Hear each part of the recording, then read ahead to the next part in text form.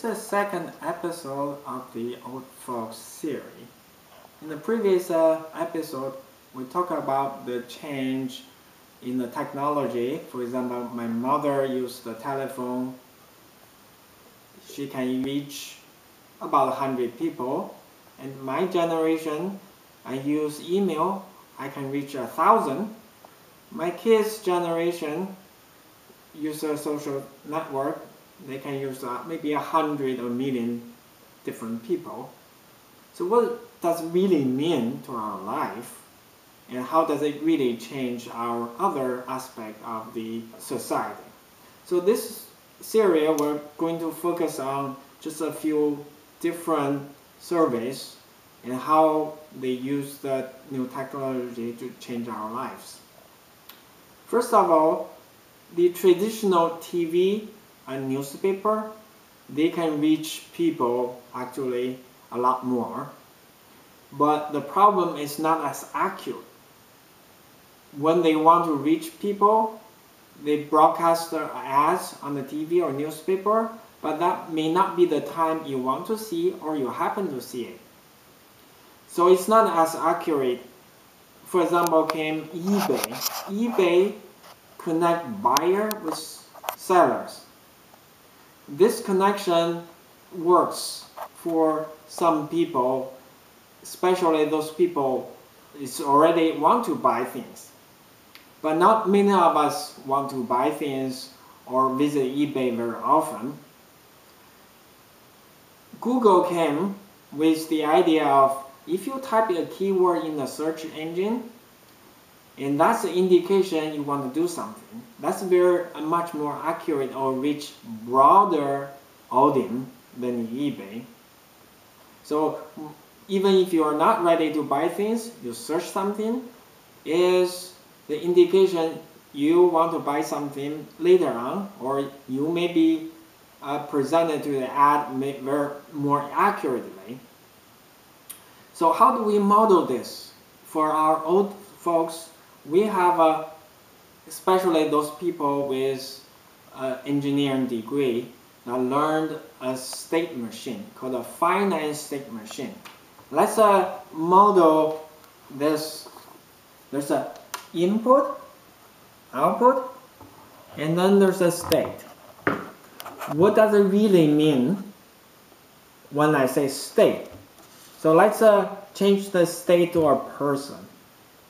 So the state of person could be something like the status, whether you're married, you're a male or female.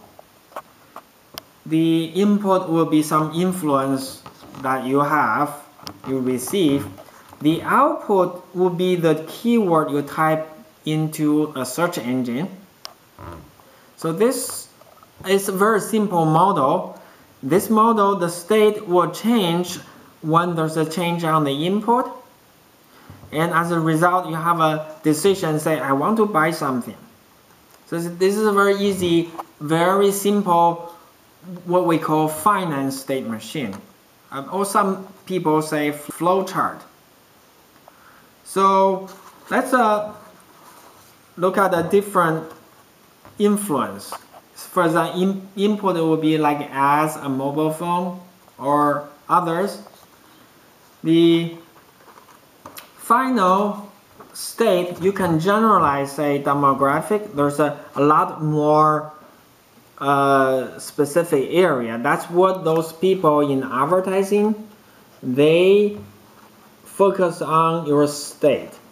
So let's take some example. So Google is the one,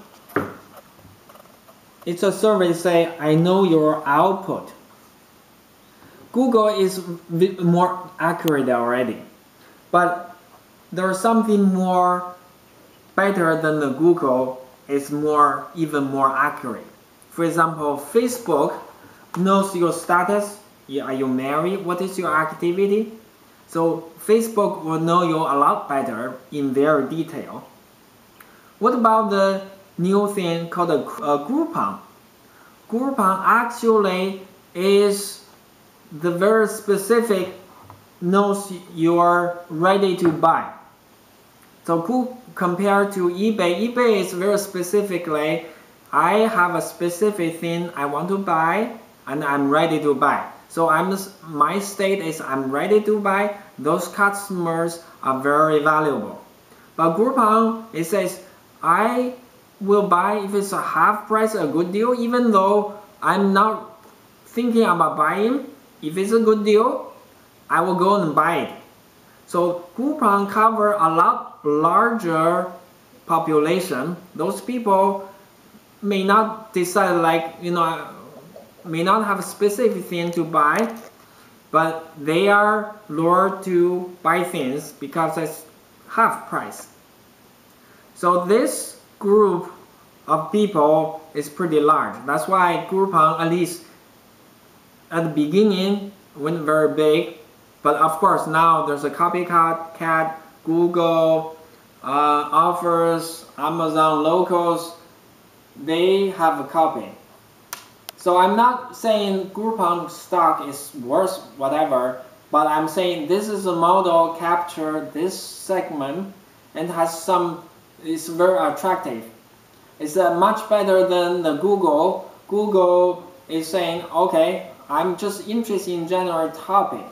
But this specific side of population, the state is called, what I say, they have a wallet ready to buy. So what about other models?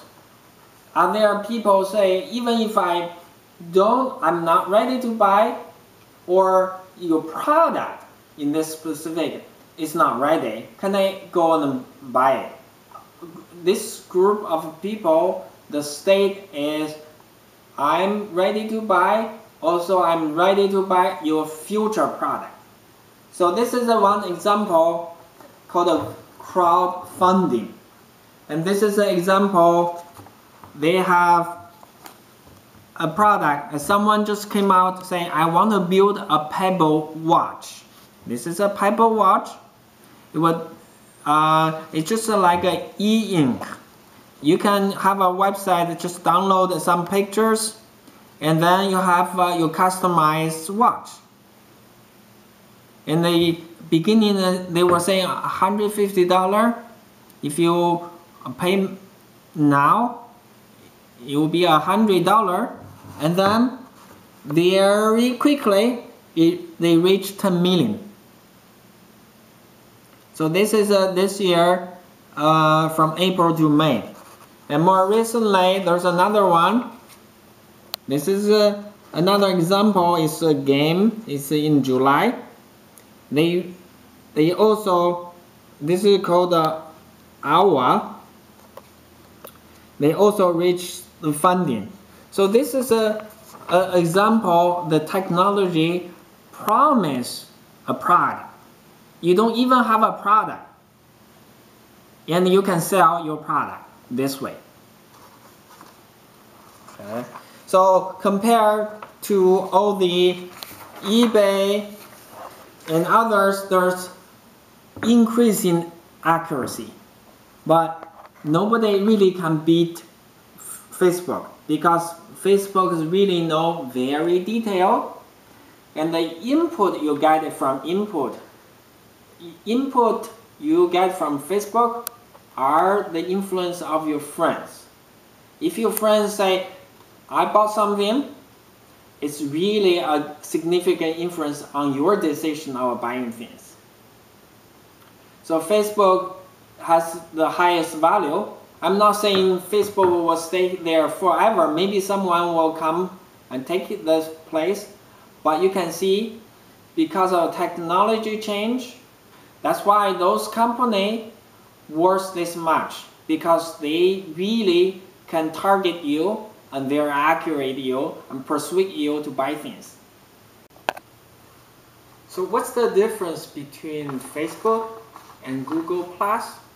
Facebook is for people like your friends in the physical world. Google+ is for a group of people with same interests.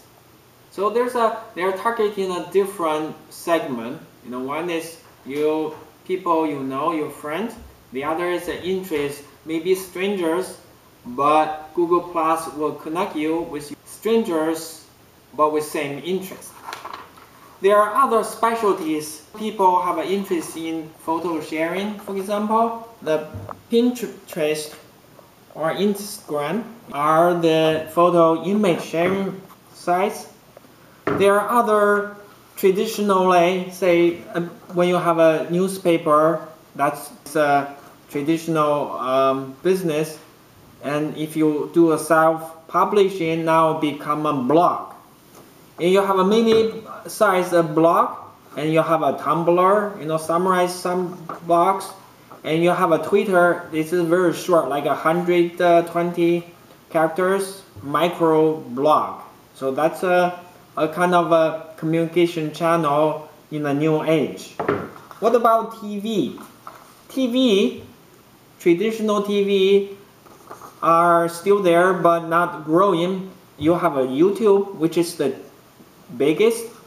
You have a Vimeo, which is for professional video community. And then, of course, you have a Facebook.